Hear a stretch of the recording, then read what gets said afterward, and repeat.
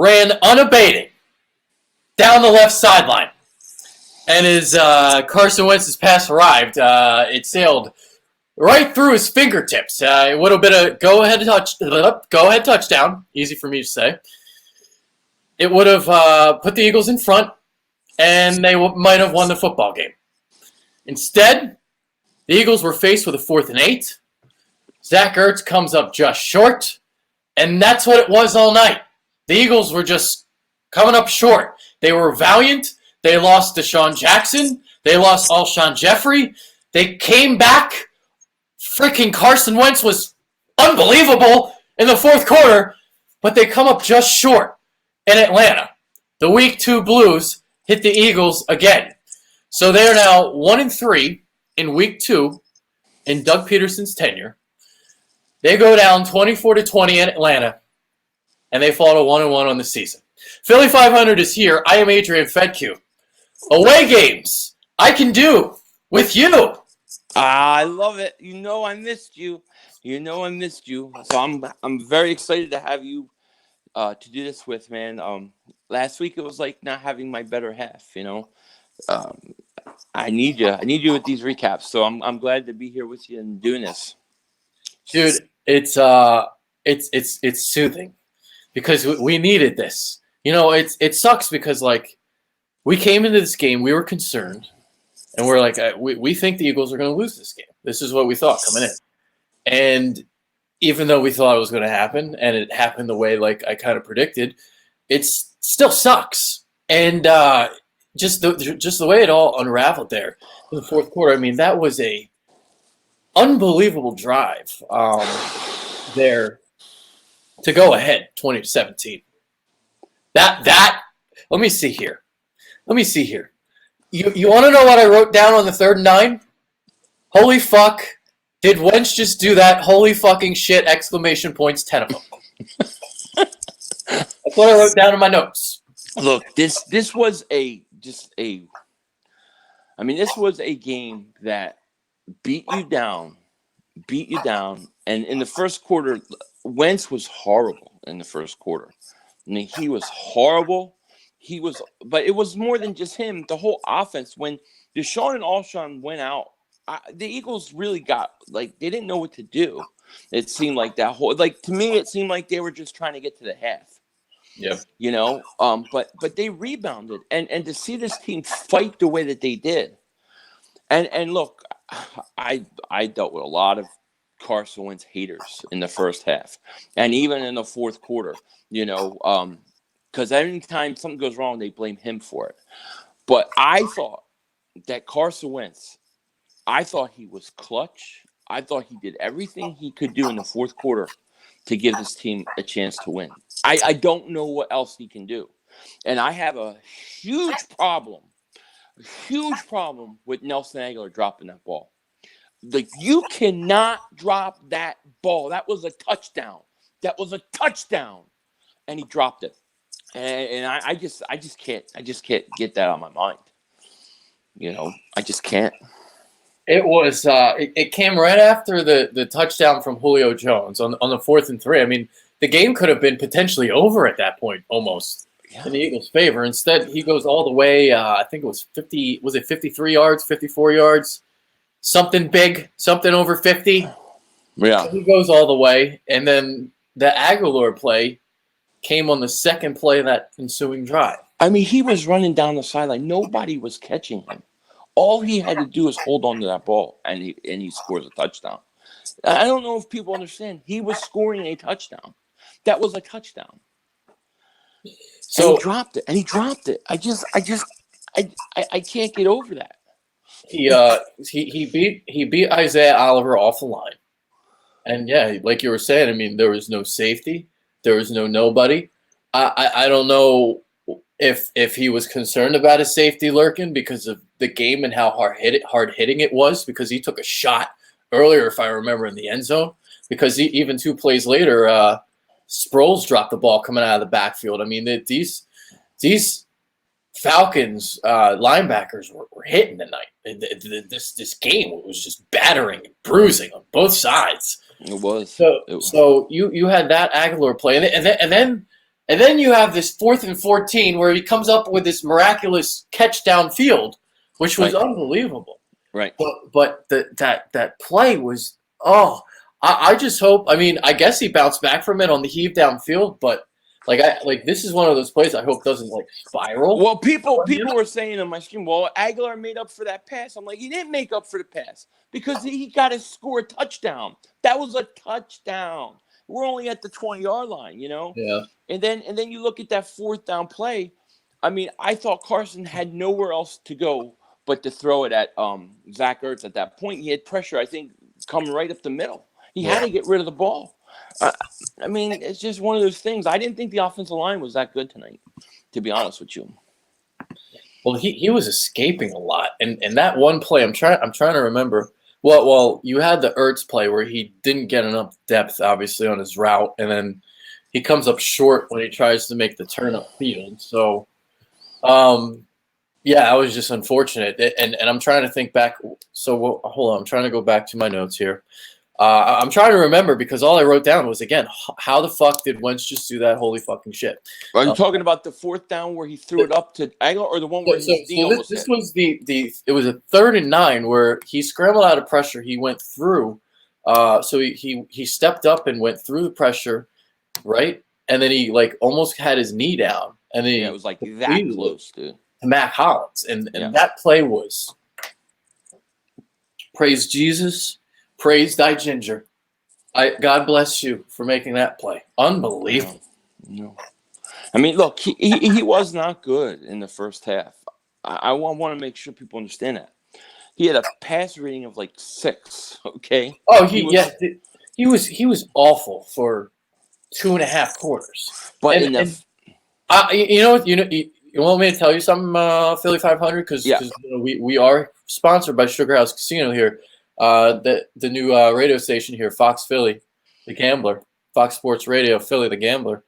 I placed a bet on the money line at plus 290 when the Eagles were down 17-6.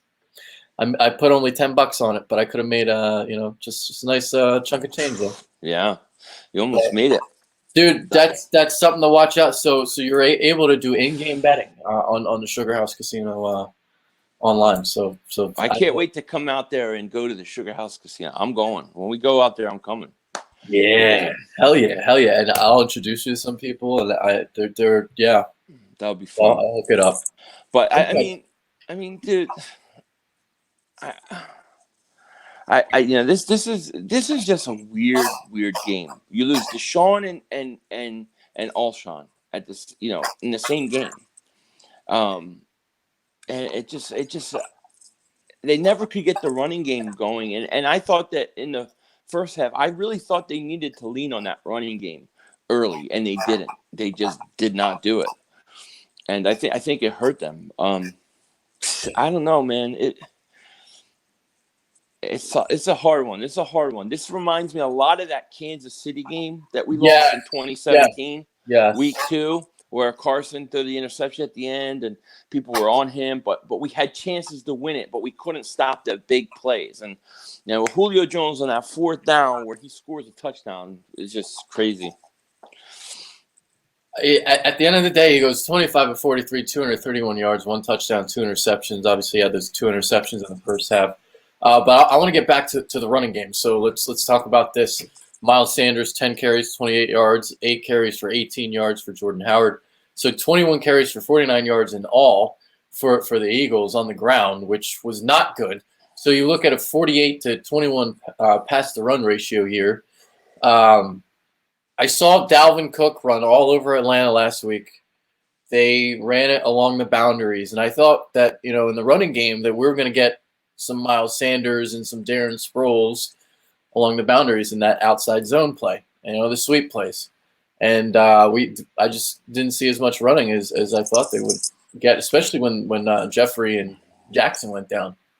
And is it safe to start asking the question finally, what's the deal with Jordan Howard? Because for whatever reason, this team does not want to use him as their featured back. They do not. They bring out Miles Sanders from the get-go. I just don't think I know they want him to be more the closer. But I don't think he'll ever be the guy that's going to come out and get 25, 30 carries in a game, 20, 25, and just do it. I don't think that's going to happen. It doesn't seem like that's what they want. Well, when they acquired him, I was saying like 10 to 12 carries a game. This is about what he's going to get. He's going to play the LeGarrette Blount role. This is not really surprising to me at all. I mean, he only had 8 carries, so I thought he would have a little bit more. Sanders had 10. But he only had 8 carries for 18 yards. And it was tough sledding tonight against that Falcons defense. When you tried to run up the middle, it was difficult. So it wasn't like last week. They really cleaned up the run defense there in Atlanta. I still would have liked to see them run more, but you know, this is one of those games where, again, like this goes back to a problem that exists here for the Eagles, which is getting off to these slow starts again. They put up a donut in the first quarter. We know this statistic from last year where they were dead last in the NFL in first quarter scoring. They had 41 total points in the opening 15 minutes of play. Dead last. Like terrible, atrocious. And I talked about this before, and this is a topic that I can talk to you about. So I talked about it on the radio this past week on Sean Brace's show, The Daily Ticket, so plugging that. Doug Peterson, Andy Reid, there's such a contrast in their play call. Andy Reid knows how to script the first 15 plays. The Eagles always get off to these great starts, but then in the second half, sometimes they struggled to hang on to some of these leads. Well, with Doug Peterson, the Eagles struggle come out in the first quarter. Yeah. But then his in-game adjustments are like, honestly, among the best I've ever seen. Like, yeah. When it's going to be all said and done, it's going to be one of the best we've ever seen in terms of in-game adjustments. Like he is unbelievable. And then the balls to go in the fourth and goal instead of kicking the field goal. That was absolutely the right call. It was so ballsy, too. It was so ballsy, but it was the right call because if they didn't get it if they would have kicked the field goal, it would have made it 17-9, and the team really didn't have that boost of confidence after that drive. So like if it would have been 17-9, they wouldn't have that boost. But by getting the touchdown and getting the fourth and goal conversion, that's what really vaulted them and helped them get back in the football game, I thought. So Doug Peterson, big balls Doug, that gut check time, goes for the fourth and goal. They get it. And that's a big balls Doug move. This is what he's going to be known for as his career progresses. Well, I agree. His in-game adjustments are fantastic. We do seem to come out slow, man, and it's just baffling. It really is. I mean, but you know, the weird thing is like if you look at the first 2 games, like you have like two games in which the first quarter you have like 2 possessions the whole first quarter. Like you're not even getting the ball that much, and if you do, it's like you're 3 and out and you're giving it back right away. But I gotta tell you, I'd rather have a guy who can make in-game adjustments than a guy who can script the first 15 plays. You know, I would. So I'm trying to see what happened here. So it was 17-6 Atlanta, and there was a 3rd and 9, if you remember, where. Here's some. Actually, we can talk about this right now. Jim Schwartz bringing the heat tonight. He brought some blitzes. He brought a lot of blitzes. He brought Sendejo up the middle. Some of those led to some turnovers. Some had some sacks. How about Jim Schwartz bringing the heat tonight? He did. He did everything good until that 4th and short with Julio Jones, and that just was horrible. I got to say this, too. Ronald Darby, I just, like, they went 3 straight plays. Well, not 3 straight plays, but 3 times in 2 series, they went long over the middle. They missed 2 where they had open guy. He missed, Matt Ryan misses them. 3rd time, they get the touchdown. I mean, how many times you know that this play's coming and you don't prepare, you're not ready for it the next time? I mean, how many times is Darby going to get beat by the same guy? How many times? It was at this point where NBC had the graphic. He was allowed 8 receptions on 12 targets for 127 yards and 2 touchdowns. And then he came up with that interception where Jenkins came through on a blitz. Ryan put the ball up in the air, and blitz was the reason why they got the interception. Yes, it was the blitz and the call from Schwartz, which allowed Darby to get that interception because it was underthrown. So that led to the Eagles finally scoring that touchdown. And then they get they didn't get the 2-point conversion because Wentz made me almost get a mini heart attack, and my heart was in the back of my throat as I was reminiscing on the Coliseum and Los Angeles as Oh he my dove in God. head first for the 2-point conversion. How about that? I know. Scared I the hell know. out of me. That really scared the hell out of me. I mean, even when McCown came in for the time being, I was like, oh my God, Carson's hurt again. Here we go. Because everybody was saying his ribs are hurt. His ribs are hurt. I mean, I don't know if they were or not, but um, man, it was brutal. There was some brutal moments in that game. It was a very, very weird game, in my opinion. Just with the injuries, with the flow of the game, with how you could look so bad in the first half and then the fourth quarter play like nobody can stop you. I mean, it was really the tale of two games, in my opinion. The way it's trending and the way it goes with Doug Peterson here is the Eagles tend to kind of start slow in the first month of the season as they kind of like get their grips here. And then they just kind of progressively get better as the season goes along. Right. So this was the Kansas City game. They lost, I think it was 27-24 in that game. They fought. It was valiant. Carson Wentz didn't have his best day. They fought until the end. They came up just short. And it happened again today. So they came back. They almost got there, but they came up just short. So you had that again, that fourth and goal play. So it gets to 17-12. And then Matt Ryan is just keeping the Eagles in the game.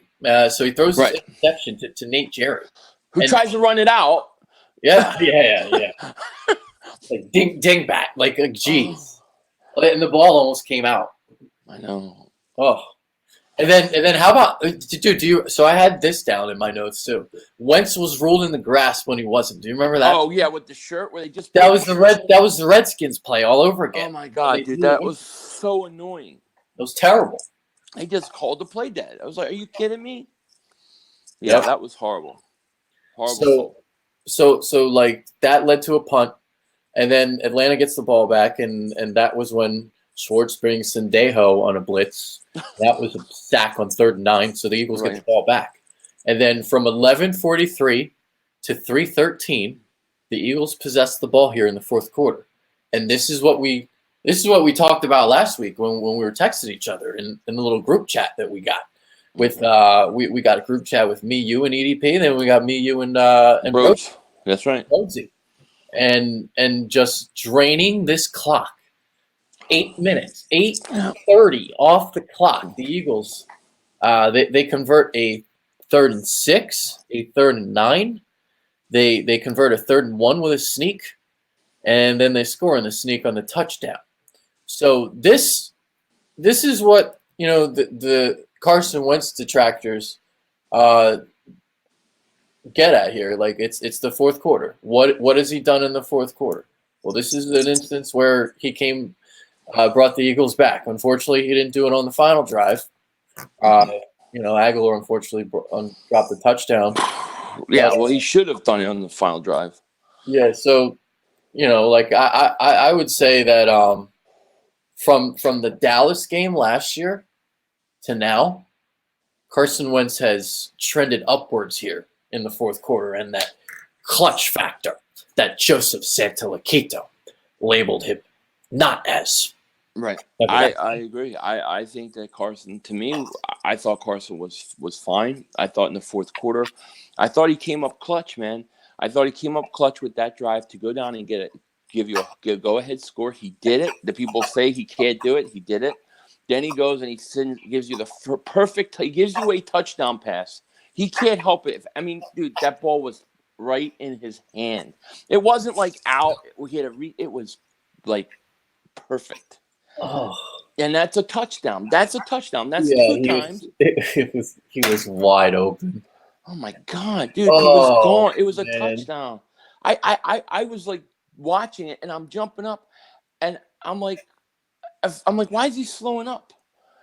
And I'm thinking, wait, where's the ball? Like I didn't expect him to drop the ball.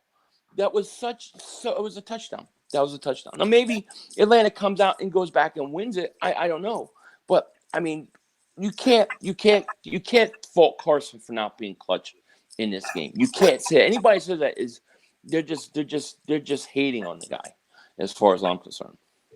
I mean, this is kind of one of those games that well, if he would have come back, but I like to see from him in terms of starting slow and like just valiantly bringing the Eagles back.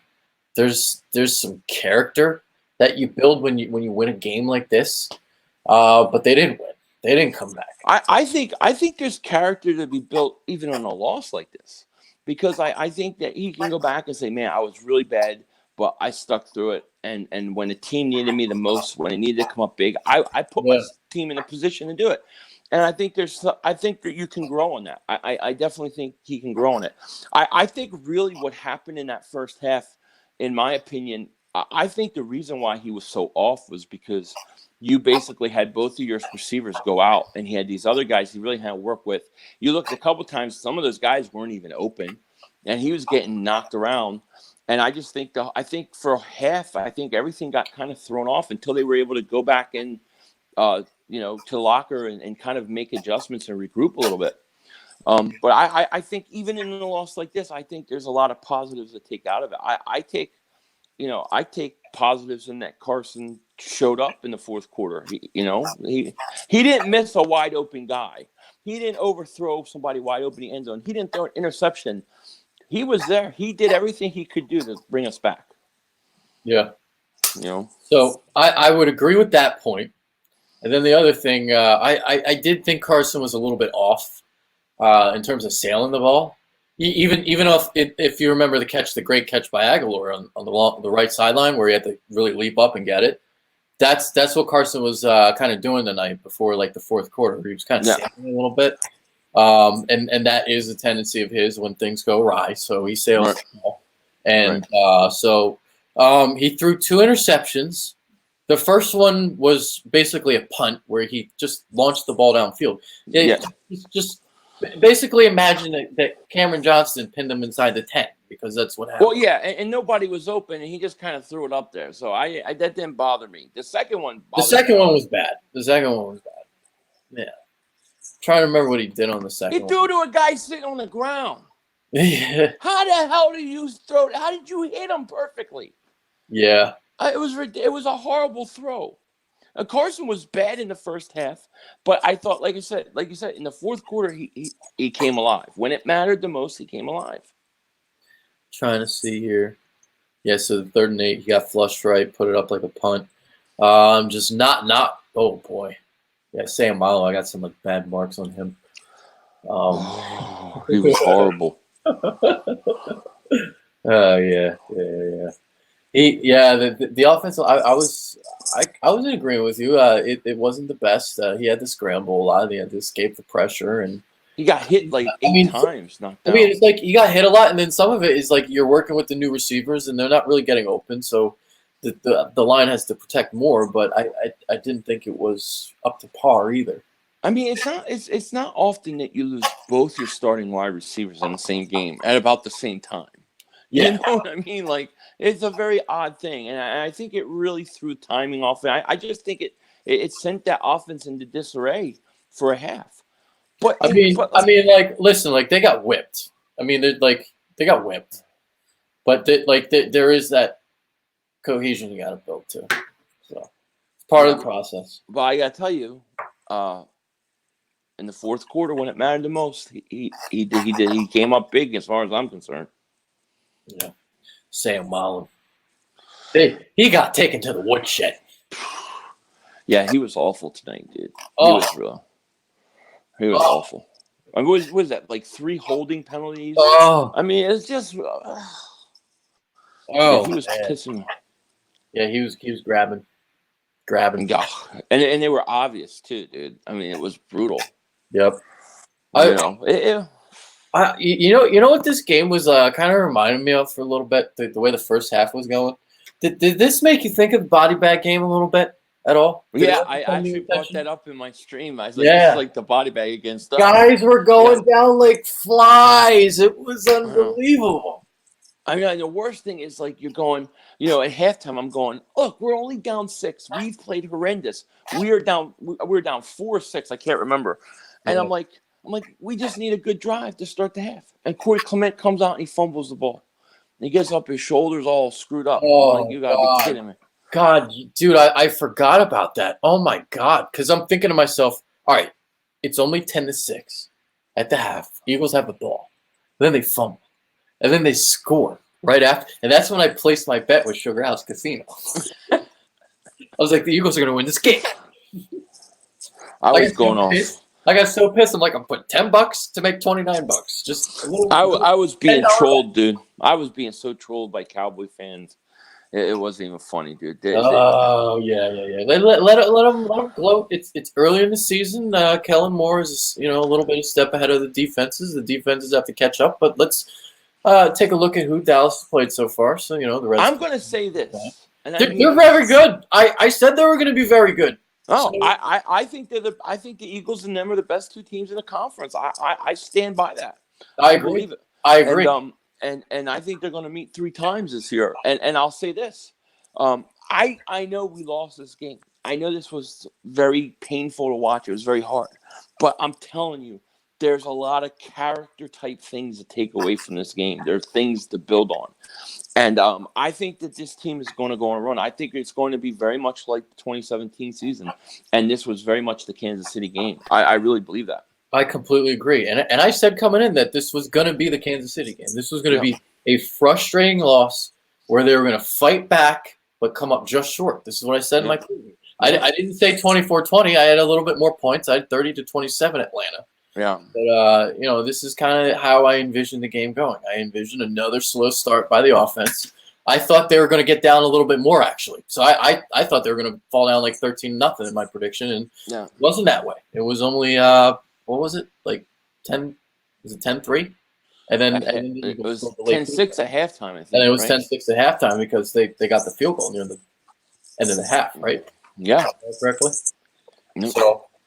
So, yeah, I can't believe like how many people were getting hurt, and then Wentz exited, and then like that freaking like got me concerned because he got checked for a concussion. Yeah, so everybody just went down. Clement, Jeffrey, Aguilar went out. Peters came back because he was writhing in pain. At one point, for a couple series, you had no Alshon, Deshaun, or Aguilar. They were all out. Yeah. You know? They were relying on Matt Collins and Georgia. Okay, Arcega. Whiteside. Easy for me to say. That's why I do it like that, baby. Yeah, but I mean, look. I give Atlanta credit. Their season was on the line today, and they had to win this game. But I know a lot of people because I even see the Eagle fans. There's even Eagle fans that as soon as something happens, it's all Carson's fault, and they want Nick Foles back and all this crap. I'm told them I'm taking names. Because you're all going to be sorry when this is all said and done. Because I think Carson's going to have a great year, and I'm going to tell you, I like the way he played in the fourth quarter. I like the resilience. I like that he kept fighting, and I think that there's a lot to take out of this game. There's a lot to build on. Now we got to get healthy. We got to do some things better.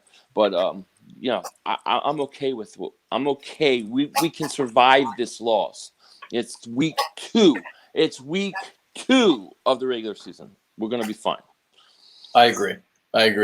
So I guess we can keep on the topic of Dallas. So I mean, we did already proclaim that these are the 2 best teams in the conference. I've come away impressed by Kellen Moore's offense. This is not a Jason Garrett offense. This is not bland. It's not vanilla. It's something that they're utilizing a lot. See, there we go again. Can't get it out. Yeah, a lot of 11 personnel. Yeah, I'm good. Go with the tongue, baby. What can I say? Yeah. Well, look, and with the amount of attention that Zeke is always going to garner on defenses, it's going to open up things for everybody else. And there's one thing I was telling the Cowboys fans out there because they were really killing it. I was, killing me with Carson. I said, you take away Gallup and Amari Cooper, you see what Dak Prescott does. Yeah, nothing. Basically what it is. Same kind of deal there. So I think Dallas is a good team. I think their offense is good. It's more explosive. They're more dynamic. And they're gonna have to play some better teams before I'm ready to crawl over. Yeah. I mean, they beat the Giants and they beat the Redskins. Great job. I do think that they're one of the top 2 teams of conference along with us, and I think it's going to be one hell of a battle. I really do. So the other thing I was going to add, I got to say this though. Go ahead. Oh, go ahead. Oh, I was going to say, I if I'm the Eagles, I consider right now getting on the phone and calling Miami and getting Minkah Fitzpatrick in here as soon as possible. And I would give a first round. We'll get on that in a second, actually, because I'm just going to say one quick thing about the Cowboys again. And that offense, and so 11 personnel. That's what the Rams did a lot of last year, and they're kind of trying to be the Rams. There's a lot, there's motion, there's shifts, and a lot of deceit that's trying to be employed there in Dallas. So Kellen Moore has done a solid job the first 2 weeks against the much maligned Giants, and an 0-2 Redskins team now. So they haven't played a team that's won a football game yet. So let's let them play a good team. And again, next week it's going to be Miami. So the spread right now is 21 points in favor of Dallas as I check the early line. Miami Dolphins, Giants, the Redskins, and Miami the first 3 weeks. And they won the division last year. That's a division leading schedule. What a joke. They get Miami. Jeez. Oh, all right. So what are they favored? 21, you said? It's 21 points right now. We'll see if it gets. I'll take Dallas in the 21 points. I would take Dallas. I would take Dallas. I'll take Dallas. Absolutely. You have 31 NFL teams, and then you have Alabama. That's what the Dolphins are right now. I know. It's ridiculous. Well, it is. And let's talk about the Dolphins further because we know that Howie Roseman likes to work out some trades with those Miami Dolphins. So we've seen it before. And, I just lost Philly 500. So we'll see if I can get him back in here. So that was actually a subject that we had earlier on in the week. I really want to get Philly 500's thoughts there. So hold on. Let me see if I can get him back in here. I'm going to invite him back in. I don't know where he went. And since it's a new application here, we're using StreamYard. They got rid of Google Hangouts, by the way, which is what I've been using for the last 3 years. So I'm going to try to send him another invite. I'm going to send him a little text action.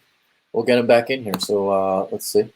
As long as he's not a dingbat, which is he is, so maybe he won't try to figure this out, be able to figure this out, but I think he will.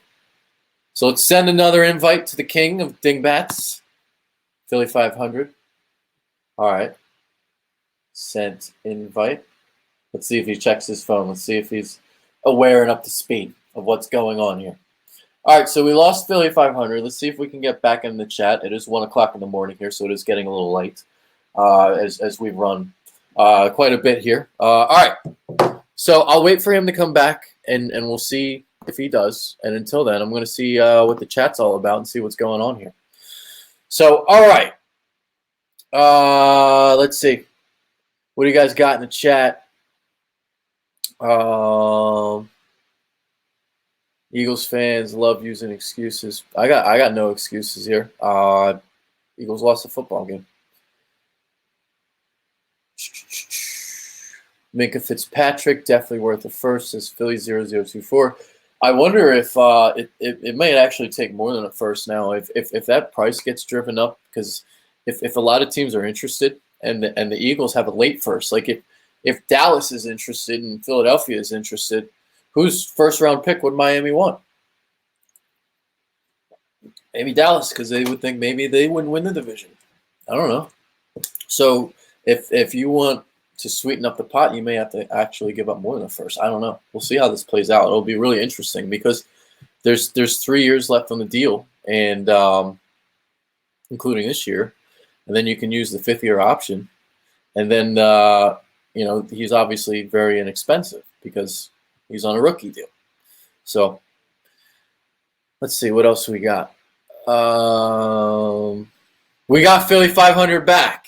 I don't All know right. what happened. There we go. I don't know what happened. You exited It the just chat? clicked me off, and then I was trying to get back on, and then it just wouldn't let me on, and I had to go back into the email.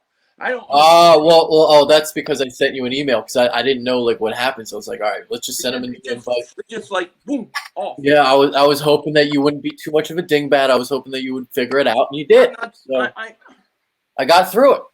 Got through it, mate. So let's get back to Minkah Fitzpatrick. What are your thoughts on him? What should the Eagles do? I was just telling the people, I was like, what if it actually takes more than a first now? Because if there's a bidding war, and if like the Eagles, they have a late first round pick. It's not like a mid first round pick or like they're going to be picking 32nd because they're going to be winning the Super Bowl. That's a late first round pick. I got to do it, man. I got to do it. Well, they obviously got to do it, but what I'm trying to ask you now is, what do you think it may actually take more than a first? Yeah, I do, because I think there's a lot of suitors. You got Dallas who's interested in it. Yes. You got other teams who are interested in them. I think you could take a first and a player. Like, it just could. And I got to tell you, I would do it. First and Big V, maybe? First and Big V, first and Rasul Douglas or Darby, whatever. It may take something like that. Because the truth of the matter is, this kid's a second-year player on a rookie contract. He's not making any money for through 2021. Yeah. And the kid's talented, and he's high football IQ. I think he can be a guy who, from a leadership standpoint, can take over from Malcolm Jenkins in the future. I think you do it, man. I think this is a great opportunity for the Eagles, who don't have a lot of cap space in the future and thing. I think this is something they should do. All right, let's think about it like this, because I'm trying to think about it from Miami's perspective. They're trying to tank, obviously. Look how abysmal. They lost 43-0 today, and they lost 59-10. It was, I believe I read, it's the worst minus point differential in NFL history, tied with the 1973 New Orleans Saints. So worse since the Super Bowl era. In the first two games, they have gotten bitch slapped. Yeah, it's bad. It's bad. It's only gonna get worse. Are they going to get 0-16? They could.